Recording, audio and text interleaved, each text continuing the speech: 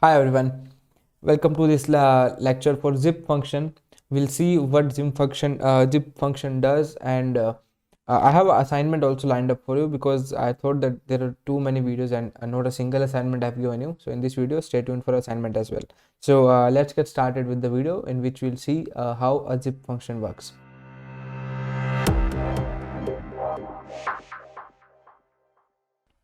So let us say I have two lists, list A, list which contains with the variable A, and another list B. Okay, I want to generate output like this, in which it gives me a list, and inside this list I have this pair. What this pair is, it is a tuple which contains the first element of list A and the first element of list B. Then the second tuple which contains the second element of A and the second element of B, like that, similar way. So we can do this kind of problem using a zip function. How to use zip function is you simply write zip, and now you'll write both of the list here, that is A and B. Right now, if I want to print this, it just gives me this is a zip object, right? I'll just have to do it like as we used to do in the map function and filter function as well. I'll have to convert this into list or a tuple. You can see the results now. If I execute this cell, you see I'm getting the desired output. Again, you can also, if you now in this scenario I wanted a list, so I converted into a list. Now if I just want a tuple here which contains further several tuples, what I can do is, instead of now list here, you write a tuple now. So what basically zip is doing here, zip is doing this is the function, this is the function which zip is doing. It is just zipping up, like first element of A to first element of B, then the second element of A, the second element of B, then the third element of A to third element of B. Similar manner it will go on and go on. Great. Now I'll convert it into list again. I don't know why I'm more comfortable with lists as compared to tuples. So now what I want to do is, if I run a for loop inside this, now just pause the video and just think of yourself, what is going to be I this time. So if I run here for I in my let's say I store this in my variable C now. So C is a zip function, which basically now it is stored in the variable C. So if I want to run a loop inside my zip function, so I'll simply write here C, and I want to print C now I here. So what will be the value of I? So I'm okay. Now if I want to go for list of C, so what I will be, I'm running the loop in C, so this will be my first value, this will be my first whole element of list, and this is my second element of list C, this is my third element of C. So I will be this whole tuple, right? I will be this whole tuple. So if I execute this cell, you can see it is printing me 1 and 5. Now what I want to do is, I want to further divide this I and this tuple. I want to further unpack this tuple. What you can do is, you now write for I comma j in C. Let's see what is happening now. Print I comma j. So it is giving me in this manner. So now let's say you want sum of these first elements of each list. So what I can simply do is, I can also write here 1 plus j, so it will simply add me up the values. So 1 plus 5 will be 6, 2 plus 6 will be 8, 3 plus 7 will be 10, and 4 plus 8 will be 12. So this is how basically zip function works. Now let's do a problem. I have a list in which I have given the water saturations and the gas saturations. I want to calculate the oil saturation. I have an empty list here. So what I want to do is, I want to add those items into this empty list. So what I can do is, for I comma j in s underscore, I'll zip up them s underscore w and s underscore j. So I'm zipping up these two lists, I'm running a loop inside them. What I want to do is, I'll simply append in my s underscore o, right? S underscore dot and append. What I want to append is I'll append 1 minus I minus j, because this I will be the this saturation 0.1 and j will be this saturation 0.05. So it will append like that. Now if I print my s underscore o,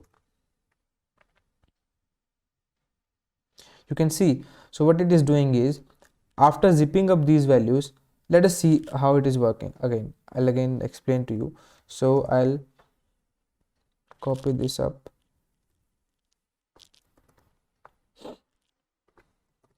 copied this, right? I'll convert into a list.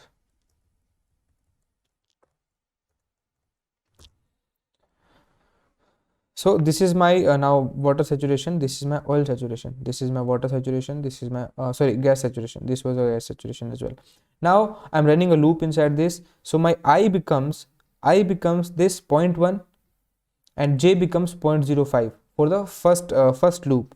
So what I want to append is oil saturation, so I simply want to do 1 minus water saturation minus gas saturation. So that is what I have done here. It will be water saturation, it will be gas saturation. Then the second time when loop goes over, it comes to this tuple, right? So now my I becomes here 0.2 and j becomes 0.09. So if I want my oil saturation, what I'm doing, I, that is 1 minus 0.2 minus j, that is nothing but 0.09. Similarly, it will go on in similar manner and it gives me the right results. This is how you can use zip functions. We can also do unzipping using zip function. How you can do is, let's say, again I'll do like that. Okay,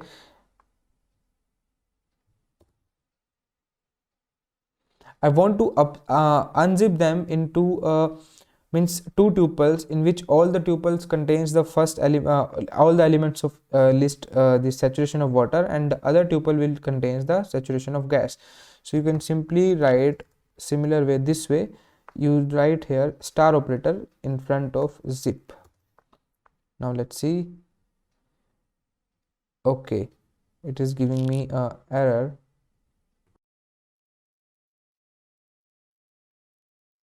Okay, so this is, I'm getting a error. Let me think of once again why. Okay, just forget this. What I'll do is I simply save this in a, for looking at a neat code, what I'll do is I just simply this into a variable named d. Okay, now once I stored it in d, and then if I might print my d, so this is the same thing, just I have stored that list in a variable d, right? Now what I want to do is I want to unzip them into two different tuples, in which first tuple will contain all the values of saturation of water, and in other which will contain the saturation of gas. So what you could do is you write zip. Now you write star for unzipping, you write star, and to whom you want to unzip, I want to unzip the d list, right? And you will again convert it into a list to make it visible. So now if you do that, you can see we have converted into a saturation of water different tuple and the saturation of gas, that is a different tuple. So this is how you can also do unzipping using I should write here a star operator using zip function and star operator. Correct.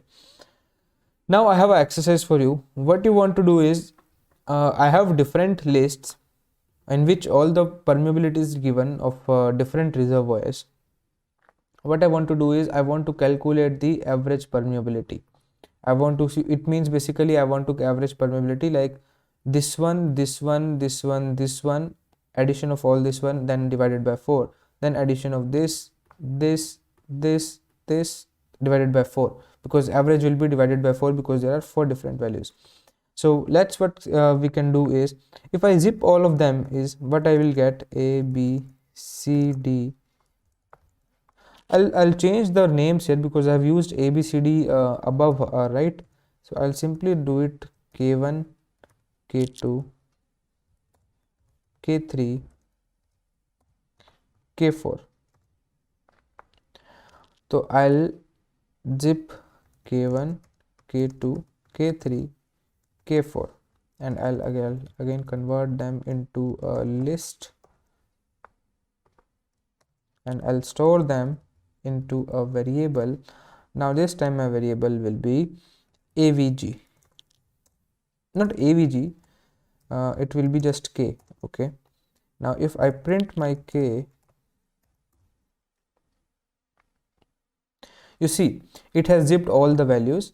What it has done is it has zipped all the first values of k1, k2, k3, k4 into a single tuple, then all the second values of k1, k2, k3, k4 into a single tuple, and so on.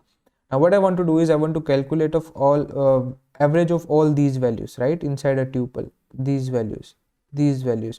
So what I can do, I can simply run a loop. So if I write, say, for I, j, k, l in my list, sorry, k is already there, so I'll just do it a 4. I'll change the name here again. I'll write here perm. Now if I go for this, now I'm running a loop ijkl in my list perm, and if I want to see my print I, what j and k and l are, so it will be nothing but 19, 16, 24, 50, then 24, 17, 24, 47, right? So I'll have to just take the average of these numbers. So what I'll do is I'll just simply I'll do the average sign here, plus j plus k plus l, so all the addition, and divide them all by 4, include them in a bracket. So this will give me the average, right? So now you see the average has been printed. The average of these four numbers, these four permeabilities, is 27.25. Of these four numbers will be average will be 28. For all these numbers my average will be 32. Similarly, I have created all the averages. Now let's say I have 9 different reservoirs, or more than, let's say I have 15 different reservoirs. Means I have the list from K1, K2, K3, K4, K5, K6 up to K15, and you have to calculate the average of all these permeabilities. You can simply, yes, you can do by this method. You'll just have to, now here it was 4 elements, so I have just written here 4 ijkl. In the case of 15, what you will write is you will write ijkl MNOP up to the 15 times alphabets, and here you will change the 4 to 15. But this is a very long method. There's a short method available, which I'm not going to tell you right now. I want you to think of yourself what that short method can be, and this is the assignment for you. This is assignment number 18. If you are not able to do it by yourself, I will be giving the solution in next video, but I want you to honestly try by yourself first. So see you in the next video. Thank you for joining.